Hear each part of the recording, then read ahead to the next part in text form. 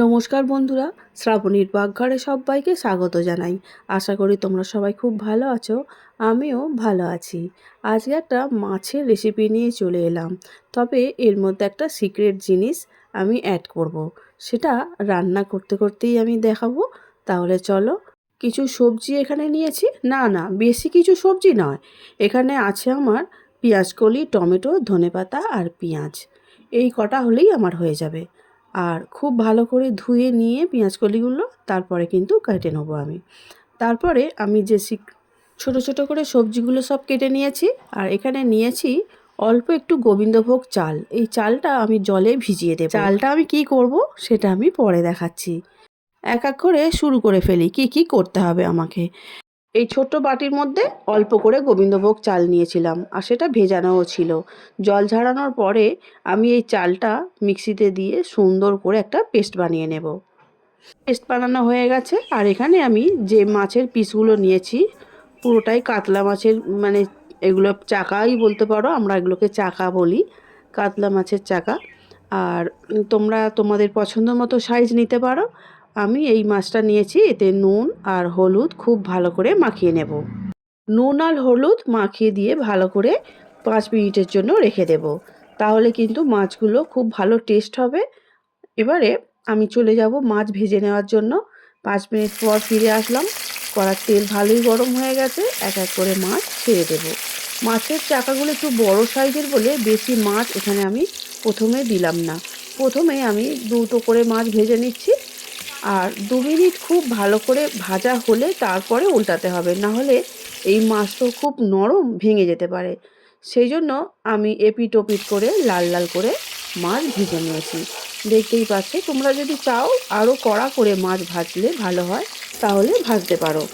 আমি খুব কড়া করে মাছ ভেজে কোনো রেসিপি করাটা খুব একটা পছন্দ করি না। কেন, আমার মনে হয় যে মাছের স্বাদটা ঠিক পাওয়া যায় না।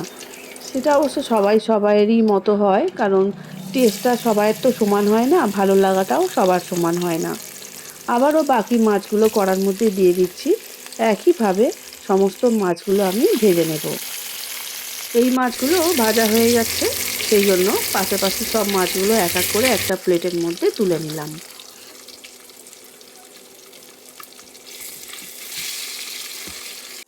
মোটামুটি মাছগুলো ভাজা হয়েই গেছে।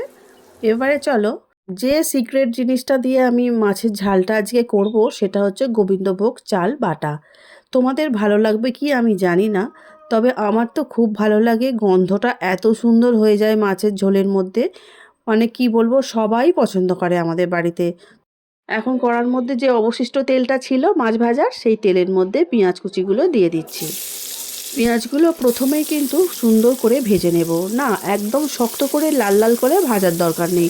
মোটামুটি পেঁয়াজটা নরম হয়ে যাবে আর কালারটাও চেঞ্জ হয়ে যাবে, কারণ আরও এর মধ্যে অনেক কিছু দিতে হবে, তো সব কিছু ভাজতে ভাজতে লাস্টে দেখা যাবে পেঁয়াজটা সুন্দর করে ভাজা হয়েই গেছে। দেখো কত সুন্দর করে ভাজা হয়েছিল। তারপরে আমি দিয়ে দিলাম পেঁয়াজকলি, ছোট ছোট করে কেটে রাখা পেঁয়াজকলি।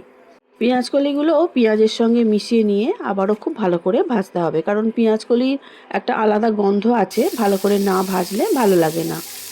পেঁয়াজ আর পেঁয়াজকলি সুন্দর করে প্রায় ভাজা হয়ে গেছে।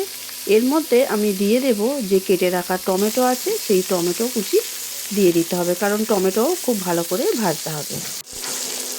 দেখতেই পাচ্ছ পেঁয়াজকলির সঙ্গেও ভাজতে ভাজতে পেঁয়াজটাও কতটা ভাজা ভাজা হয়ে এসেছে। হ্যাঁ, এখন আমি কেটে রাখা টমেটো দিয়ে দিলাম।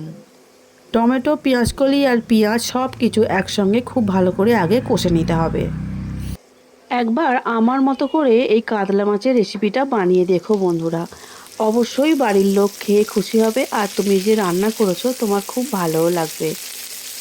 এবারে আদা আর রসুন আগে থেকে বেটে রেখেছিলাম, সেই আদা রসুন বাটা 1 চামচের একটু বেশি মতো দিয়ে দিচ্ছি। মানে আদা আর রসুন যেহেতু একসঙ্গে আছে, সেই জন্য আমি একটু পরিমাণটা বেশি বলছি, কারণ ওই 1.5 চামচের মতো হবে হয়তো এটা। সেটা আমি দিয়ে দিলাম। এবারে আদা, রসুন, পেঁয়াজ, পেঁয়াজকলি, টমেটো একসঙ্গে খুব ভালো করে ভেজে নিতে হবে। সব কিছু খুব ভালো করে ভাজা হয়ে গেছে। এবারে একটা ভুল আমার জন্য হয়ে গেছে, যেটা আমি নিজে হাতেই ভুলটা করেছি। ক্যামেরা কখন অফ হয়ে গেছে আমি নিজেও জানি না। মাছের পরিমাণ মতো জলও দিয়েছি আর ভেজে রাখা মাছগুলো তুলেও দিয়েছিলাম। 2 মিনিট ফোটাও হয়ে গেছে। তারপরে গোবিন্দভোগ চাল যে আমি বেটে রেখেছিলাম, মাত্র ২ চামচ চাল বাটা আমি এখানে দেব।